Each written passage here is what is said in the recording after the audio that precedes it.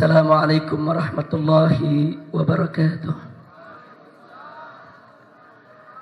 Bismillah, walhamdulillah, wassalatu wassalamu ala rasulillah wa ala alihi wa sahbihi wa mawalah.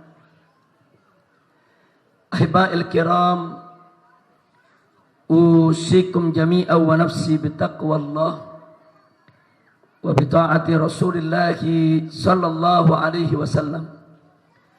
Fa nasallallahu subhanahu wa ta'ala an yaj'alana jami'an minal muttaqin. Amin ya rabbal alamin. Kepada para alim ulama, para tokoh masyarakat, kepada segenap kaum bapak, kaum ibu, para pemuda, para pemudi, kaum muslimin dan muslimat rahimakumullah. Satu kebahagiaan bagi saya pada kesempatan hari berbahagia ini bisa bersilaturahim, berkumpul, bertatap muka, hadir dalam acara halal bihalal di tempat ini. Kita sama berharap mudah-mudahan pertemuan kita pada sore hari ini akan menjadi penyebab turunnya rahmat dan barakah. Amin ya rabbal alamin. Satu tema yang sangat menarik yang tadi disampaikan oleh panitia, di mana melalui acara tabligh sekaligus halal bihalal ini, bagaimana caranya kita bisa memompa semangat kita untuk menjaga kemurnian akidah kita sebagai umat Islam, sekaligus juga mempertahankan persatuan dan kesatuan NKRI. Mudah-mudahan tema ini diberkahi oleh Allah Subhanahu wa taala dan tidak kita pulang dari tempat ini kecuali dengan semangat meningkatkan iman dan takwa kita, serta memperkuat ukhuwah Islamiyah kita, sekaligus juga meningkatkan persatuan dan kesatuan daripada NKRI kita, insya Allah. Nah baiklah ya ikhwan, untuk menyingkat waktu karena waktu sudah cukup sore senja dan masih ada Al-Habib Husain bin Hamid Al-Attas hafizahullah ta'ala wa ra'ah yang juga nanti akan menyampaikan tausiahnya untuk kita. Jadi saya tidak ingin berpanjang lebar lagi dalam mukaddimah. Saya ingin mengingatkan diri saya dan segenap kaum muslimin tentang suatu hal yang sangat urgen. Tolong dicatat baik-baik bahwa negara Kesatuan Republik Indonesia yang kita cintai ini, suka atau tidak suka, dunia tetap harus mengakui bahwa kita punya negeri memiliki sejumlah keistimewaan yang bisa menjadi modal untuk kebangkitan umat Islam di seluruh dunia, saudara. Yang oleh karenanya jangan kaget kalau gerakan-gerakan Zionis internasional, baik yang digerakkan oleh kaum Freemasonry ataupun Illuminati, saudara, menjadikan Indonesia sebagai salah satu target penting untuk mereka taklukkan. Gerakan Zionis ialah suatu gerakan dari bangsa-bangsa Israel di seluruh dunia yang bercita-cita ingin mendirikan negara Israel Raya untuk menguasai seluruh dunia. Sedangkan Freemasonry ini gerakan politik yang dilakukan oleh kaum Zionis yang tujuannya untuk memuluskan dan melancarkan jalan bagi Zionis di dalam mewujudkan cita-citanya. Begitu juga Illuminati suatu gerakan politik yang merekrut tokoh-tokoh dunia, baik dari kalangan Yahudi maupun non-Yahudi, baik dari kalangan Israel maupun non-Israel, untuk menjadi kaki tangan Zionis di dalam mewujudkan cita-cita mereka. Makanya jangan kaget, gerakan Freemasonry dan Illuminati sudah ada di Indonesia sejak zaman penjajahan Belanda, karena Belanda yang membawa saudara Freemasonry ke negeri ini. Dulu disebut tarekat Mason. Jadi kalau Anda dengar tarekat Mason, saudara, itu tidak lain dan tidak bukan adalah gerakan Freemasonry. Nah, dulu yang banyak ikut, saudara, ini tokoh-tokoh keraton di Jawa Tengah, saudara, bahkan ada juga tokoh-tokoh liberal di zaman pemerintahan Hindia Belanda yang memang setuju dengan prinsip-prinsip sekuler.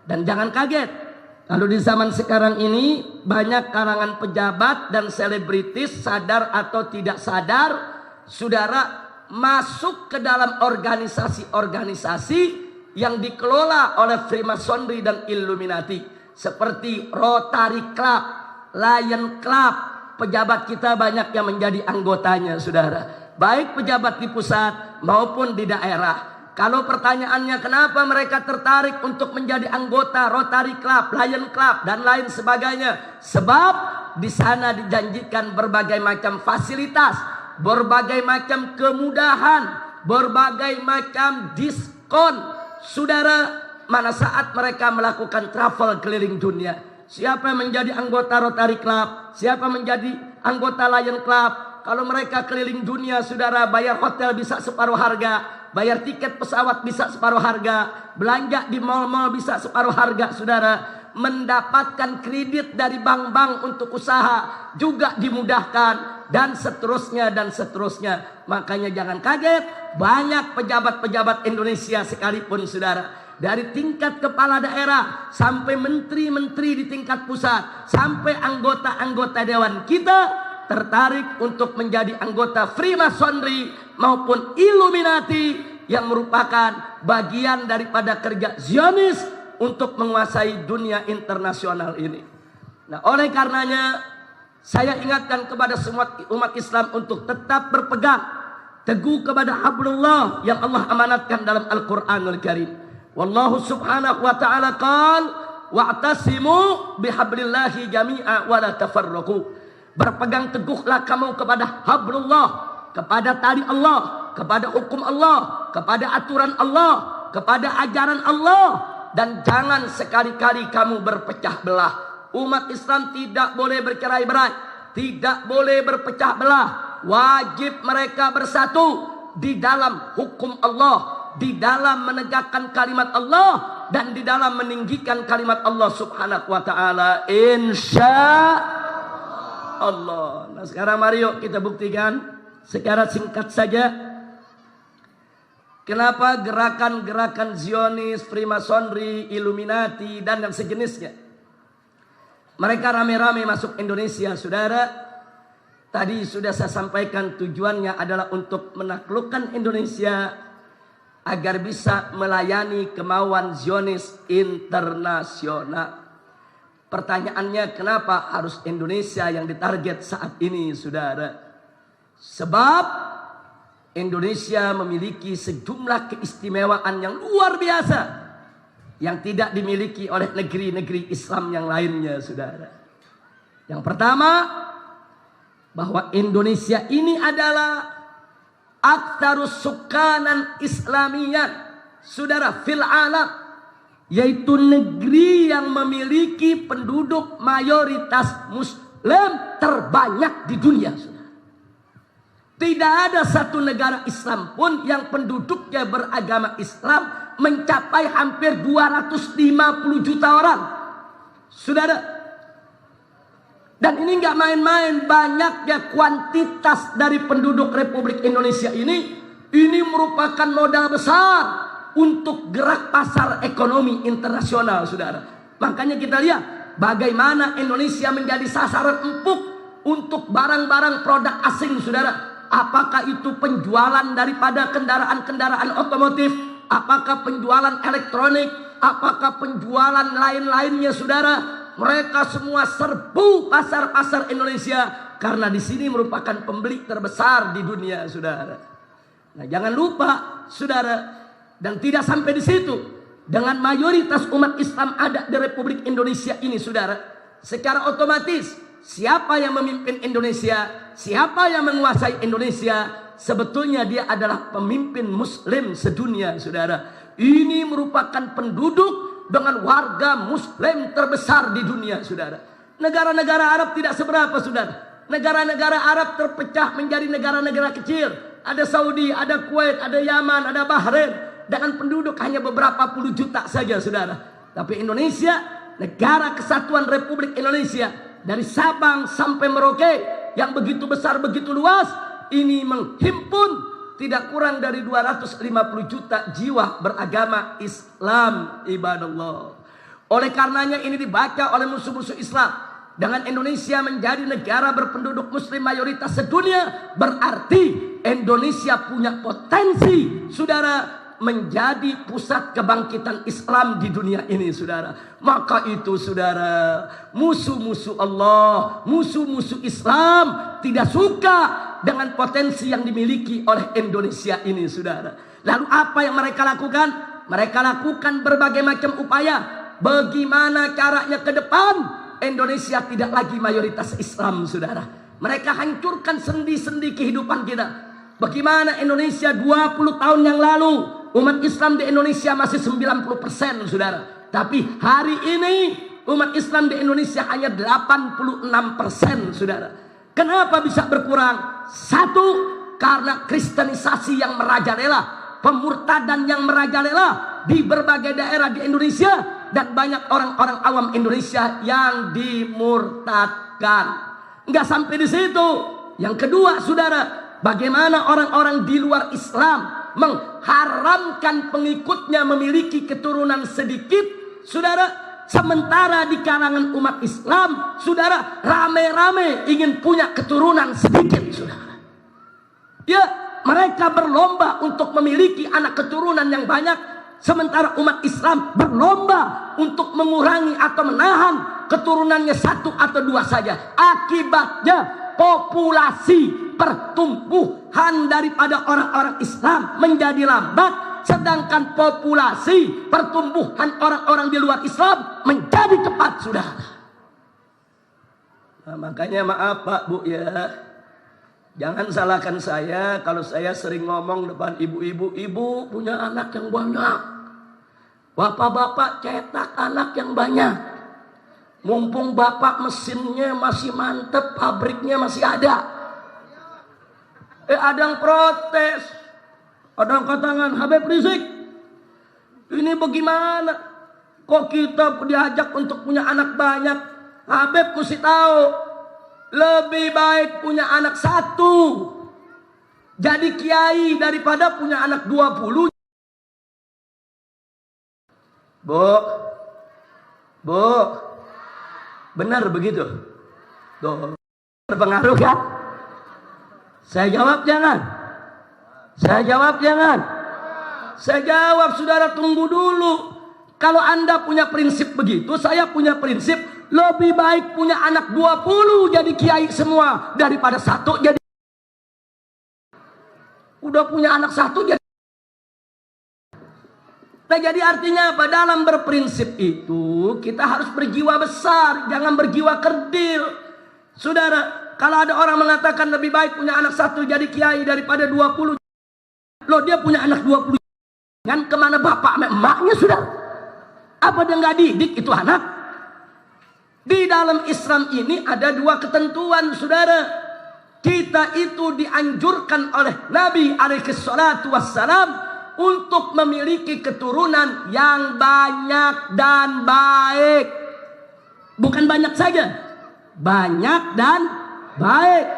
Makanya tatkala Sayyidina Ali ibn Abi Thalib radhiyallahu taala anhu dan Sayyidatuna Fatimah Zahra radhiyallahu taala anha dinikahkan oleh Nabi, salah satu doa Nabi untuk pasangan yang baru dinikahkan tadi adalah Allahumma akhrij minhuma al-katsir tayyib. Ya Allah, keluarkan dari pasangan suami istri ini, dari Ali dan Fatimah, keturunan al-katsir yang banyak, at-tayyib dan baik. Dan di dalam hadis Nabi mengatakan tazawwaju wa taksuru, kawinlah kamu sekalian sehingga kamu menjadi banyak. Fa inni mubahim bikumul umam yaumal qiyamah, kata Nabi. Karena nanti di hari kiamat aku akan banggakan kalian dengan banyaknya kalian di hadapan umat-umat yang lain. Enggak sampai di situ. Nabi mengatakan tazawwajul wadudal walud, nikahi perempuan-perempuan yang subur. Fa inni mukatsir bikumul umam yaumal qiyamah. Karena aku akan bangga dengan banyaknya kalian nanti di hari kiamat. Nabi yang suruh kita punya anak banyak, saudara. Tapi jangan lupa Allah berfirman dalam surat An-Nisa, wallahu subhanahu wa ta'ala qala wal yakhsal ladzina law taraku min khalfihim dzurriyyatan di'afa khafu 'alaihim falyattaqullah wal yaqulu qawlan sadida. Apa kata Allah dalam ayat ini, saudara? Hendaknya orang-orang yang beriman merasa takut kalau meninggalkan di belakang mereka generasi yang lemah. Lemah imannya, lemah ilmunya, lemah akhlaknya, lemah fisiknya, lemah mentalnya, lemah ekonominya. Allah nggak kasih, saudara. Nggak boleh orang beriman meninggalkan keturunan di belakang mereka sebagai generasi yang lemah. Jadi kesimpulannya, yang diminta oleh Allah dan Rasulnya punya anak yang banyak tapi bermutu, saudara. Banyak tapi berkualitas, saudara. Banyak tapi kuat ilmunya, kuat akhlaknya, kuat fisiknya, kuat mentalnya, kuat pendidikannya, kuat ekonominya. Itulah prinsip perketurunan dalam Islam, ibadallah. Alhamdulillah. Enggak ditakut-takutin. Umat Islam kalau punya anak banyak nanti mau makan apa? Ada gak yang nakut-nakutin begitu? Ayo jujur, ada gak? Ada gak? Nanti mau makan apa? Nanti kelaparan. Loh, jawab jangan, Bu. Bu. Bu. Jawab jangan. Jawabnya gampang, saudara. Urusan makan manusia, urusan Allah. Kenapa kita yang mikirin? Ikhtiar urusan kita, saudara. Tapi yang memberikan rizki bukan urusan kita, saudara. Allahu Razzaq. Allah yang menjamin rezeki. Saya buktikan, saudara. Allah maha adil di dalam pemberian rezekinya. Dan Allah tidak biarkan hamba-hambanya untuk kelaparan, saudara. Mari kita lihat. Dulu umat manusia ketika masih sedikit jumlahnya, Allah berikan ilmu bertani sedikit, saudara. Mereka hanya mampu panen 1 tahun 1 kali. Di zaman itu kalau diberikan kabar 1 tahun bisa 2 kali panen, nggak ada petani yang percaya, saudara. Bisa jadi kita dikatakan gila, saudara. Kenapa Allah berikan sedikit ilmu hanya bisa mampu panen 1 tahun 1 kali? Karena panen 1 tahun 1 kali di zaman itu cukup untuk memenuhi kebutuhan umat manusia yang ada. Begitu umat manusia bertambah 2 kali lipat, saudara, Allah kasih ilmu lagi, saudara. Manusia bisa panen 2 kali dalam 1 tahun. Subhanallah. Siapa itu yang memberikan ilmu bisa panen 2 kali dalam 1 tahun, saudara? Allah. Dan kenapa Allah berikan itu ilmu, saudara, yang Allah tidak berikan di masa yang lalu? Dulu Allah hanya berikan ilmu 1 tahun 1 kali panen. Sekarang Allah berikan 1 tahun 2 kali panen. Kenapa itu ilmu diberi? Karena Allah maha tahu.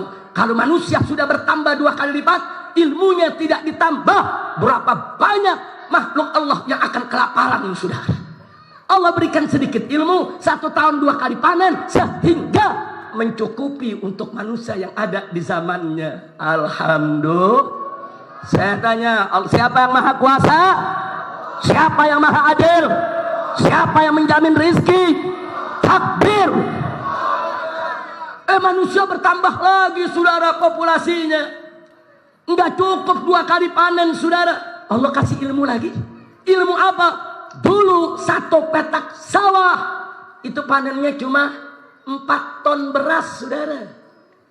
Tapi di zaman sekarang dengan teknologi pertanian intensif, saudara, dengan pertanian modern, satu petak dengan ukuran yang sama, saudara, mampu panen sampai 20 ton. Subhanallah. Berapa kali lipat tuh? 4 sampai 20. Jadi begitu manusia bertambah 5 kali lipat, Allah tambah lagi tuh ilmu, saudara. Saya tanya, dari siapa itu ilmu? Siapa yang menjamin rezeki manusia? Allah yang jamin, kita yang mau mikir ntar kita kelaparan. Yang menciptakan manusia Allah. Allah yang jamin rezekinya. Nggak usah dipikirin. Cuman yang mesti kita pikir ikhtiarnya. Bagaimana anak banyak bermutu semua. Anak banyak berkualitas semua. Anak banyak dididik dengan baik, saudara. Supaya ke depan mereka mendapatkan ilmu-ilmu yang berkah dari Allah. Untuk mengatasi problem kehidupan mereka. Betul? Betul? Enggak sampai di situ, saudara. Dulu bawang kecil-kecil, saudara. Cukup buat umat manusia. Begitu manusia banyak, Allah kasih ilmu. Teknologi pertanian dengan enzim. Sekarang ini, saudara, itu bawang segede beduk ada, sudah. Subhanallah. Ada tomat segede kepala, sudah. Bayangkan, ada semangka segede guling. Dari mana itu ilmu, saudara? Karena Allah tahu kebutuhan manusia juga makin meningkat. Makanya kuantitas, saudara, jumlah daripada pasukan yang dibutuhkan oleh manusia pun juga harus meningkat. Enggak sampai di situ, saudara. Di zaman sekarang ini, saudara, Anda tahu vitamin C 1 tablet kalau Anda minum itu sama juga makan jeruk 20 kilo, saudara. Saya mau tanya, ibu-ibu kalau makan jeruk 20 kilo mencret gak? Mencret, saudara. Kuat 20 kilo? Enggak kuat, saudara. Tapi di zaman sekarang, saudara, itu jeruk ekstraknya diambil, saudara. Diambil cuma dijadiin 1 tablet. Minum 1 tablet. Nilainya, saudara, vitaminnya sama dengan jeruk 20 kilo. Subhanallah. Dari mana itu ilmu, saudara? Dari mana itu ilmu? Dari mana itu ilmu? Jadi apa perlu kita takut kelaparan? Cetak anak yang banyak, cetak.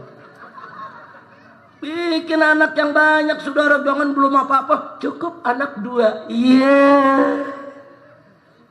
Ya kalau sekedar dianjurkan punya anak 2 silakan. Tapi jangan dijadikan pedoman dong, saudara. Pedoman Islam dalam berketurunan banyak dan berkualitas.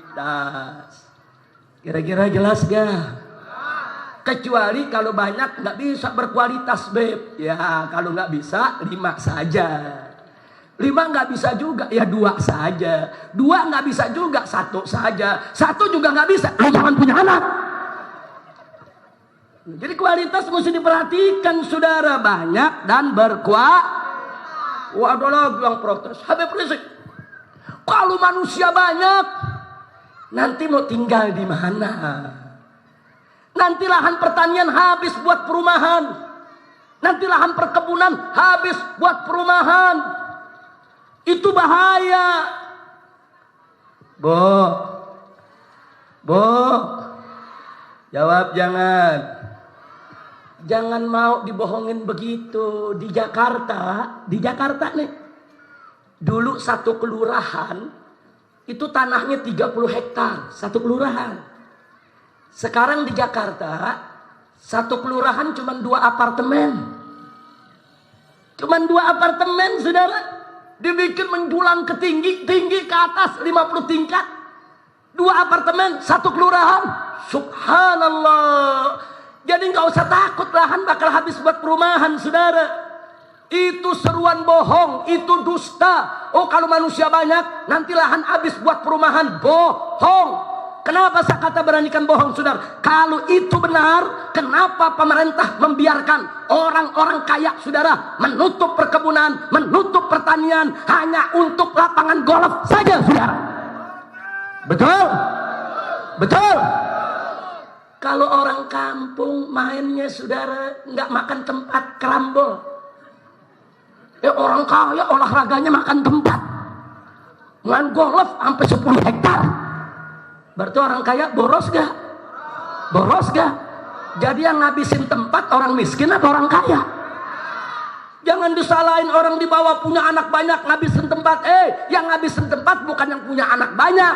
Orang kaya yang mau olahraga butuh lapangan golf berhektar-hektar. Betul? Kalau takut tidak ada lahan, jangan bikin lapangan golf. Orang kaya suruh main kerambol. Saudara, mau main golf, rakyat miskin digusur sana, digusur sini, rawa-rawa diuruk, saudara, perkebunan dibongkar, pertanian ditiadakan, saudara. Mereka yang sudah mengurangi lahan untuk penduduk, bukan umat Islam yang beranak banyak, saudara. Kira-kira jelas tidak? Paham semua? Mudah-mudahan habis dengar ceramah ini garis semangat produksi anak. Amin. Amin. Kalau saya, Bu, alhamdulillah masih bujangan, anak 7. Alhamdulillah. Upay Pungsen juga masih bujangan, anak 7, bebe. Alhamdulillah baru 7, Bu, rencana 70. Nah, mudah-mudahan pabriknya kuat. Kira-kira jelas tidak? Nah, karena itu baik, saudara. Langsung saja saya persingkat lagi. Jadi karena Indonesia ini adalah negara penduduk muslimnya terbanyak di dunia dan bisa menjadi pusat kebangkitan umat Islam di dunia, maka itu Indonesia tidak boleh dibiarkan sebagai negeri dengan penduduk mayoritas terbanyak di dunia, saudara. Karena itu upaya pemurtadan, upaya kristenisasi, upaya-upaya untuk mengurangi, saudara, jumlah muslim di Indonesia terus dilakukan oleh musuh-musuh Islam. Enggak sampai di situ, saudara. Bagaimana untuk menghancurkan kekuatan muslim di Indonesia? Kalaupun mereka tidak bisa dimurtadkan, kalaupun mereka tidak bisa dikristenkan, kalaupun mereka tidak bisa dikeluarkan dari Islam, minimal jauhkan mereka dari ajaran Islam, saudara. Supaya mereka tidak sholat, mereka tidak puasa, mereka tidak zakat. Supaya mereka suka menenggak minuman keras, suka berjudi, suka melakukan kemunkaran. Agar Islam hanya label saja, hanya catatan agama saja di KTP. Tapi saudara, ruhnya sudah bukan Islam lagi. Kenapa? Supaya Indonesia tidak menjadi pusat kebangkitan umat Islam di dunia, saudara. Umat Islam gak bakal bangkit di tengah-tengah umat yang rusak, saudara. Islam akan bangkit di tengah-tengah umat yang mulai punya al-wa'i ad-dini, punya kesadaran agama yang tinggi, saudara. Nah, maka itu, kalau tadi pertama mereka berupaya untuk supaya kita tidak jadi mayoritas, ayo kita lawan. Bagaimana lawannya, saudara? Umat Islam harus berupaya punya keturunan yang banyak dan berkualitas. Yang kedua, kalau mereka berupaya untuk menjauhkan umat Islam dari agamanya, ayo kita lawan. Bagaimana cara melawannya, saudara? Semarakan dakwah, buka majelis taklim, datangi para tuan-tuan guru, kirim anak-anak kita untuk memperdalam ilmu agama, dan mari kita ajak masyarakat untuk menegakkan amar ma'ruf nahi munkar, supaya kesadaran beragama di tengah masyarakat itu naik, keberkahan turun. Insya Allah Indonesia akan menjadi pusat kebangkitan umat Islam di dunia, saudara. Insya Allah. Dan yang terakhir, saudara, karena Indonesia adalah negara muslim terbesar di dunia, termasuk teritorialnya, dari Sabang sampai Merauke ada 3 waktu, saudara. Ada Indonesia bagian barat, bagian tengah, bagian timur. Saking luasnya kita punya negeri, saudara. Itu dari Banda Aceh, kalau kita naik pesawat sampai ke ujung Irian sana, minimal 5-6 jam baru sampai, saudara. Saking luasnya ini republik, saudara. Musuh-musuh Islam gak suka. Mereka akan berupaya untuk menghancurkan Indonesia menjadi negara-negara kecil, saudara. Karena itu beberapa tahun yang lalu, saudara, almarhum Bapak Z.A. Maulani, mantan kepala Bakin, dulu namanya Bakin, sekarang namanya BIN, saudara. Di zaman Bapak Habibie, beliau mengumpulkan para habaib, para ulama sebelum beliau meninggal dunia. Apa beliau katakan? Para habaib, para kiai, saya titipkan Indonesia ini. Saya kepala Bakin, saya kumpulkan berbagai macam informasi. Ini kita dapat data yang lengkap, akurat, bahwa Eropa dan Amerika sudah sepakat akan melakukan gerakan-gerakan sistematis agar Indonesia terpecah menjadi beberapa negara, saudara. Negara Sumatera sendiri, negara Jawa sendiri, negara Kalimantan sendiri, negara Sulawesi sendiri, negara Irian sendiri. Ya, mereka sedang menuju untuk memecah belah kita, saudara. Maka itu saya sampaikan, saudara, kenapa sampai hari ini baik Amerika maupun Eropa tidak berhasil memecah belah Indonesia menjadi negara-negara kecil? Jawabnya, saudara, karena bangsa Indonesia mayoritas beragama Islam. Mereka diikat dengan akidah Islam, mereka diikat dengan tauhid, mereka diikat dengan iman yang sama, yang mereka punya prinsip apapun sukunya, apapun budayanya, dari Sabang sampai Merauke, selama kita beriman kepada Allah, kita adalah bersaudara. Akidah macam itulah yang sudah mengikat kita sehingga Indonesia sampai hari ini tidak bisa dipecah, sudah. Insya Allah, takbir.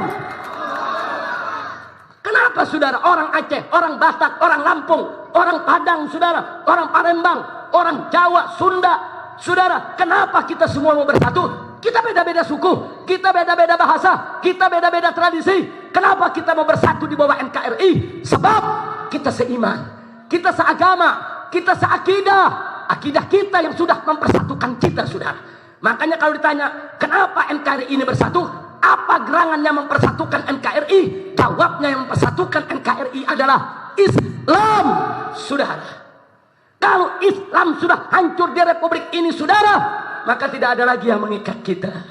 Besok Indonesia akan pecah menjadi negara-negara kecil. Apa sih yang dibanggakan Indonesia, saudara? Anda tahu Uni Soviet itu negara besar. Negara besar, bala tentaranya besar, punya kapal selam, punya senjata nuklir. Eropa tidak suka, Amerika tidak suka, saudara. Dipecah-pecah, dihancurkan dengan strategi politik sampai menjadi negara-negara kecil, saudara. Ada Rusia, ada Ukraina, ada Kazakhstan, saudara, ada Turkistan dan lain sebagainya. Dipecah. Begitu juga Yugoslavia, saudara. Negara Eropa Timur terkuat, saudara. Eropa tidak suka, Amerika tidak suka, saudara. Dihancurkan sehingga menjadi negara-negara Balkan yang kecil, saudara.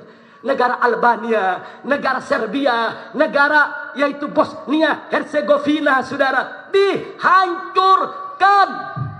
Yang ingin saya sampaikan adalah Uni Soviet dan Yugoslavia kalau bicara senjata lebih kuat dari Indonesia. Bicara tentara lebih kuat dari Indonesia. Bicara ekonomi lebih kuat dari Indonesia. Bicara dari jumlah tentara lebih kuat dari Indonesia. Kalau mereka bisa dihancurkan oleh Amerika dan Eropa, apalagi Indonesia, saudara, kalau hanya mengandalkan senjata dan ekonomi, saudara. Tapi kenapa kita masih belum pecah sampai sekarang? Kekuatan kita bukan di senjata, bukan di ekonomi. Kekuatan kita adalah di Islam, di iman, di akidah. Maka itu wajib kita jaga akidah kita kalau kita ingin mempertahankan NKRI. Kalau ngandelin senjata, maaf. Ini kita punya pesawat terbang belinya dari Amerika. Betul. Betul. Onderdilnya dari Amerika. Betul. Instrukturnya dari Amerika. Betul. Mekaniknya dari Amerika. Betul. Jadi kalau pesawat terbang kita mau perang lawan Amerika, apa kata Panglima Perang Amerika? Jangan ditembak, ntar juga jatuh sendiri. Loh, kok bisa begitu? Karena mereka tahu, saudara. Kita punya pesawat, umurnya berapa dia tahu, saudara. Oh, ini umurnya udah kendor, oh ini udah karatan, oh ini belum dibetulin udah 6 tahun, dia minta juga nyusruk sendiri. Nah, faktanya begitu, tiap latihan paling nyusruk tuh pesawat, saudara. Saya bukan menghina kekuatan militer kita, tapi bukan itu kekuatan kita yang sebenarnya, saudara. Bukan diketawakan kita mau pakai pesawat tempur melawan Amerika, saudara, dan Eropa. Ditertawakan kita mau pakai amunisi orang buatan mereka. Tapi kekuatan kita adalah iman dan Islam, tauhid dan akidah. Itu yang membuat kita 350 tahun dijajah oleh Belanda, kita tetap bertahan. Dan Belanda 350 tahun menjajah kita, tidak berhasil untuk mengkristenkan Indonesia. Tidak, saudara. 350 tahun nggak berhasil, saudara. Enggak. Belanda angkat kaki dari Indonesia di tahun 1945, walaupun 48 coba kembali saudara, saat itu 90% bangsa Indonesia tetap memeluk agama Islam saudara. Alhamdulillah. Nah makanya saya mau tanya semua sebelum saya akhiri, siap pertahankan NKRI? Siap pertahankan NKRI? Nah kalau mau jaga NKRI, saya mau tanya saudara, dengan politik, ekonomi atau akidah? Dengan senjata, tentara atau akidah? Siap jaga akidah? Siap pelihara akidah? Siap bersatu dalam akidah? Takbir! Sallu ala Nabi. Nah itu saja yang saya mau sampaikan saudara. Selanjutnya Al-Habib Husain bin Hamid Al-Attas, yaitu akan menyempurnakan apa yang telah kita sampaikan untuk lebih memberikan semangat kepada kita dalam menjaga persatuan dan kesatuan umat Islam.